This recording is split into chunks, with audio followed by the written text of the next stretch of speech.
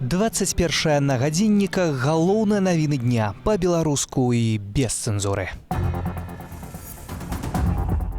Россия працягвае пратэставаць. Несправедливо все, что происходит. Мы вообще живем в исключительно несправедливой и нечестной стране. Адзіночныя пікеты не абышлося без затрыманняў. Гульня за сур'ёзную справу кубак Карпенкі у Менску. Спачатку это быў кубак свабоды, які быў прысвечаны чарговай гадавіне прыняцця дэкларацыі аб незалежнасці. Памерлы, але не забыты палітык. Оборонить безоборонных. Кому-то везет больше, они попадают в пункт отловленных животных, кому-то везет меньше, и они сразу усыпляются на месте. День бездомных жывёлінаў. Адзін затрыманы, нешматлікія пікетоўцы з плакатамі, некалькі сотняў масквічоў, якія прыйшлі паглядзець на пратэстоўцаў, і 3 дзясяткі журналістаў. Гэтак выглядала сённяшняя маскоўская акцыя на падтрыманне незалежных кандыдатаў Масгардумы на Срэцінскім бульвары ды праспекце Сахарова. Сілавікі рыхтаваліся да любога варыянту развіцця падзеяў. У цэнтры дзяжурылі аўтазакі і камунальныя цяжкавікі, але паліцыя толькі пасіўна назірала, як пікетоўцы перадаюць адно аднаму плакаты. Адзінае затрыманне адбылося ўжо пасля акцыі на Старым Арбаце. З адзіночнымі пікетамі выйшлі сярод іншых муніцыпальныя дэпутаты Ілля Азар, Андрэй Мораў, лідар партыі «Яблоко» Григорий Яулинский. Мы мирный протест. Мы максимально даем власти возможность вернуть диалог в разумное, законное русло. Мы подаем заявки на шествия, мы подаем заявки на пикеты. Нам говорят, что вначале мы их не извещаем, потом, как только мы начинаем их извещать, они нам не согласуют. Сейчас основное это то, чтобы освободили политзаключенных, потому что уже 16 человек получили по 2 месяца ареста, им грозят сроки от до 7-8 лет. Власти взяли стратегию, используют стратегию, тактику запугивания, тотального запугивания людей. Вот. Это сегодня это протест активистов гражданских, сегодня это протест таких муниципальных депутатов, но в дальнейшем он постепенно будет превращаться в серьезный политический протест. Пасля дазволенай маскоўскімі ўладамі 50-тысячнай акцыі ў мінулыя выходныя ніхто не ведаў, як будуць развівацца падзеі суботы. Сталічная мэрыя зноўку зрабіла некалькі прэвентыўных захадаў. Па-першае, не дала дазволу пікетаваць, а па-другое, для адцягнення ўвагі зладзіла вялікі канцэрт у парку Горкага з удзелам поп-зорак Кіркораў, Арбакайце, Лаліта. Зрэшты, на яго таксама прыйшло зусім няшмат народу. Увы, действительно, я боюсь, что дальше до 8 сентября никаких глобально мощных протестов не произойдет. Какую-то роль играет само по себе это запугивание, но в конце концов люди не железные, то есть там каждую неделю, как на работу ходить, подвергаясь риску задержания, и будучи реально задержаны, то есть 1000 людей были задержаны. Многим из них предстоит выплачивать огромные штрафы. У выніку самай масавай імпрэзай у расійскай сталіцы стаўся дазволены мітынг партыі КПРФ за сумленныя выбары. Паводле звестак арганізацыі «Белы лічыльнік» на яго прыйшлі 4000 асобаў. Лідары камуністаў Геннадзій Зюганаў і Павел Грудзінін заклікалі дапусціць да выбараў незарэгістраваных кандыдатаў ды выпусціць з ізалятараў усіх фігурантаў гэтак званыя справы аб масавых закалотах. Честные выборы – это диалог, программа и честный диспут на телеканалах. Когда кто-то жульничает, это всегда плохо, да? Вне зависимости по отношению к хорошему, к плохому человеку это происходит. Все равно, воровать чужое право – это неправильно. За этим возникают другие проблемы в обществе. Власть сейчас не способна выиграть в честной драке. Большую колькасцю затрыманняў адзначылася паўночная сталіца. У Санкт-Петербурзе дзеля гасціннага двара таксама праходзіла акцыя з патрабаваннем сумленных выбараў. У пастарункі даставілі 7 асобаў, паведамляе партал Фонтанка.ру. Пры гэтым паводле звестак МУС затрымалі толькі 3 удзельнікаў акцыі. Пікеты 17 жніўня сталіся 6-ю з ліку пратэставай акцыі ў Маскве. Маніфестанты патрабуюць дапусціць незалежных кандыдатаў да выбараў у Масгардуму і прыняць змены ў выбарчае заканадаўства. Паліцыя сувора разганяла папярэднія мітынгі і праводзіла масавыя затрыманні. Паводле праваабарончага праекту ОВД-Інфо, на акцыі 27 ліпеня працаўнікі ў пагонах затрымалі больш за 1300 чалавек. чалавек. Яшчэ больш за 1000 асобаў былі затрыманыя 3 жніўня. Наш тэлеканал асвятляе пратэсты ў напроставым эфіры з стрымам у сацыяльных сетках і на Ютубе. Ігор Кулей, Белсат. Распылілі газ, звязалі прадаўцоў, забралі каштоўнасці і ўцяклі. Амаль галівудская крымінальная драма адбылася ў Менску. Двое рабаўнікоў напалі на ювелірную краму «Яхант». Пра гэта паведаміла прэс-служба Міністэрства ўнутраных справаў у сваім тэлеграм-канале. В настоящее время на месте работает следственно-оперативная группа, крим-лаборатория, организованные мероприятия по розыску данных преступников. В городе ориентированы все наряды, ведется поиск преступников. Супраць злачынцаў адкрылі крымінальную справу паводле артыкулу рабаўніцтва, здзейсненая групай асобаў. Ім пагражае 15 гадоў зняволення з канфіскацыяй маёмасці.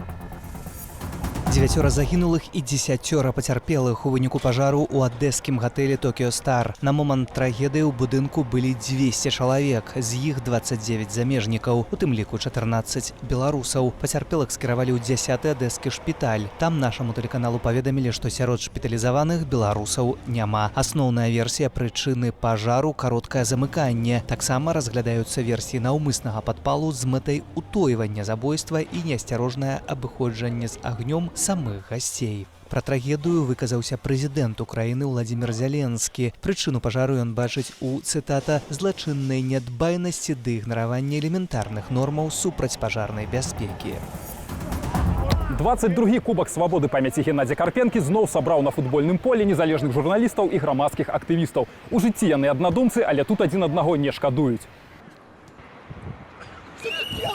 Турнір ладзілі яшчэ пры жыцці былога віцэ-спікера Вярхоўнага Савету Геннадзя Карпенкі. Былы старшыня аб'яднанай грамадзянскай партыі Анатоль Лябедзька паспеў пагуляць з ім разам. У той камандзе быў і Віктор Ганчар. Яны гулялі за каманду АГП дастаткова паспяхова, мы былі і чэмпіёнамі. Таму спачатку это быў Кубак свабоды, які быў прысвечаны чарговай гадавіне прыняцця дэкларацыі аб незалежнасці. А пасля таго, як здарылася вот эта трагедыя з Геннадзем Карпенкам, улічваючы, што ён якраз быў адзін з тых, хто даваў подых гэтаму турніру, стаў Кубак свабоды імя Геннадзя Карпенкі. Карпенка пайшоў з жыцця раптоўна і нечакана ў красавіку 99-го года. Нібыта ад наступстваў інсульту, але ягоная ўдава, спадарыня Людміла, не паверыла ў такую версію. Паводле яе мужа забілі за актыўную палітычную пазіцыю. Чалавек, які мог вельмі адным сказам трапна характарызаваць і тое, што адбываецца ў палітыцы і ў футбольным жыцці. Ён быў рэальна такі файны, добры футбаліст, прыстойны чалавек і вельмі перспектыўны палітык. Неўзабаве пасля смерці Карпенкі зніклі міністр унутраных справаў Юрый Захаранка, ужо згаданы старшыня ЦВК Віктор Ганчар і ягоны сябра бізнесовец Анатоль Красоўскі. Таксама аператар Зміцер Завадскі. Ёсць меркаванні, што ўсе гэтыя падзеі звёны аднаго ланцуга. Гэтым разам перамога ў турніры памяці Геннадзя Карпенкі дасталася камандзе Беларускай асацыяцыі журналістаў. Другое месца ў АГП. Звярнулі на сябе ўвагу і хлопцы з каманды БНФ, якія, дарэчы, гулялі ў фірмовых цішотках Белсату на падтрыманне акцыі беларускамоўнай. Все ведаюць, што восенню будзе перапіс насельніцтва. Там ёсць такія цікавыя і сімвалічна важныя пытанні наконт роднай мовы. Пытанні сфармуляваны крыху слізка, і гэта можа выклікаць дастаткова неадназначныя адказы сярод насельніцтва. Адпаведна, мы вырашылі акцэнтаваць на гэтым увагу і паспрыяць таму, каб народ, беларуская нацыя, калі пажадаеце, адказвала на гэтае пытанне дастаткова адназначна. Склад удзельнікаў Кубка свабоды збольшага нязменны, але гэта не закрытае таварыства. Заявіцца сюды могуць і новыя каманды. Адзін быў турнір, калі была зборная дыпламатаў. Дыпламаты з розных амбасадаў, там Польшы, Брытаніі, сабралі каманду і выступалі. Цяпер на турніры памяці Геннадзя Карпенкі гуляюць у тым ліку людзі, якім на момант ягонай смерці было 2 ці 3 гады. Пра яго не толькі памятаюць былыя паплечнікі, пра яго ведае і новае пакаленне. Дзеніс Ганчаренка, Белсат.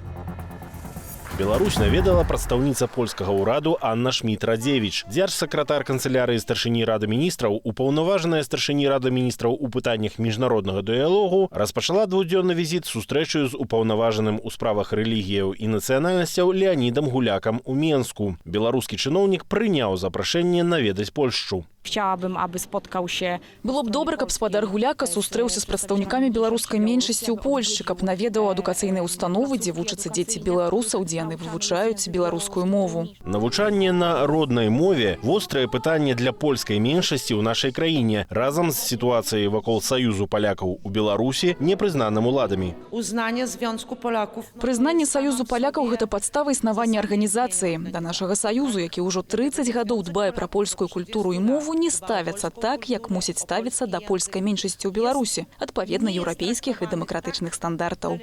У горадні прадстаўніца польскага ўраду сустрэлася з кіраўніцтвам аблвыканкаму, каталіцкім духавенствам і наведала ўрачысты канцэрт, зарганізаваны Саюзам палякаў у Беларусі з нагоды Дня войска польскага. Запэўненне. Забеспячэнне магчымасці легальнага функцыянавання Саюзу палякаў у Беларусі і дбанне аб справах польскай меншасці ў Беларусі – гэта адзін з элементаў польскай замежнай палітыкі і ўтрымання добрых двухбаковых стасункаў. Сустрэчу з польскай меншасцю ў Беларусі Анна Шміт-Радзевіч назвала найважнейшую часткаю візіту. Ярослав Стешык, Белсат. Ой, Лялюшна, дай глазки вытрем. Котка на імя Ляля трапила ў притулок «Суперкот» с черепно-мозговой травмой. Она очень добрая, очень ласковая, очень хорошая. Такая необычная кошка, но она немножко ходит... Небольшой тремор. Прыватны прытулак «Суперкот» існуе за ахвяраванне людзей. Валанцёры лекуюць усіх траўмаваных жывёлінаў і стэрылізуюць. Оксана уже 10 гадоў дапамагае котам. Самое важное из человеческих качеств – это милосердие, что люди должны помогать. Кто-то помогает детям, кто-то инвалидам. Я помогаю животным. Я считаю, что вообще, что это очень важно – заботиться о беспомощных. У Менску прынамсі 5 прыватных прытулкаў для бяздомнай жывёлы. Усе яны існуюць на грамадскіх пачатках. Паводле зоабаронцаў, штогод у Беларусі адлоўліваецца прыблізна 70 тысячаў бяздомных котов и собаков. Все бездомные животные подлежат отлову, а в исключительных случаях отстрел. Исключительность случаев не раскрывается в законодательстве, но практика идет по такому пути, что если в городе или населенном пункте отсутствует пункт временного содержания отловленных животных, такие животные подлежат усыплению все. Кінутыя гадаванцы трапляюць у пункты часовага ўтрымання бяздомнай жывёлы. У Менску такім пунктам распараджаецца унітарнае прадпрыемства «Фауна гораду». Кожную жывёліну утрымліваюць тут до 5 сотняў. І калі за гэты час валанцёры не забралі чатырохногага, яго усыпляюць. У такой трагічнай смерці часта вінаватыя былыя гаспадары. Напрыклад, у шмат якіх краінах прадугледжана адміністратыўная адказнасць за выкіданне хатняй жывёлы. В проекте новых правил это предусмотрено, и мы очень ждем, что эта норма будет закреплена, потому что на данный момент за отказ от животного, то есть фактически, если животное выставили на мусорку или выставили на улицу, ответственности нет. Центр «Анімалікс» ды іншыя заабарончыя арганізацыі разам з Міністэрствам жыллёва-камунальнай гаспадаркі бяруць удзел у распрацоўванні праекту новых правілаў утрымання котоў і сабакаў. Праект мусіць быць распрацаваны да пачатку наступнага года. Наста Каханович, Белсат.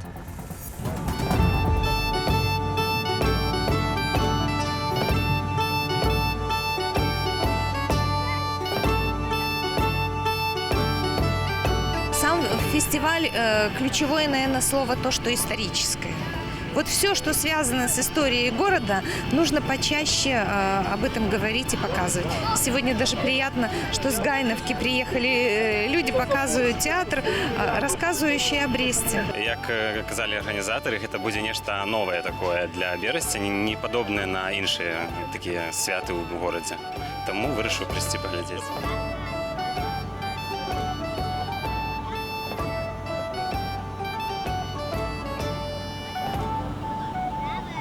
Ён прысвечаны тысячагоддзю Берасця, безумоўна, і прысвечаны чарговай гадавіне наданню Берасця Магдыбургскага права ў 1391 годзе. Ёсць фудкорт, ёсць пікнік, ёсць пляцоўка для дзіцячай актыўнасці, ёсць маркет, дзе рамеснікі выстаўляюць аўтэнтычную прадукцыю, зробленую з матэрыялаў, якія выкарыстоўваліся традыцыйна на Берасцейшыне шмат стагоддзяў. Мы робім вырабы ў ткацтве, у традыцыйных народных тэхніках, выкарыстоўваем арнаменты, калі выконваем свае вырабы, і такім чынам у нас атрымліваецца насыціць сучаснае асяроддзе тым, што было гістарычным, культурным і традыцыйным для беларусаў.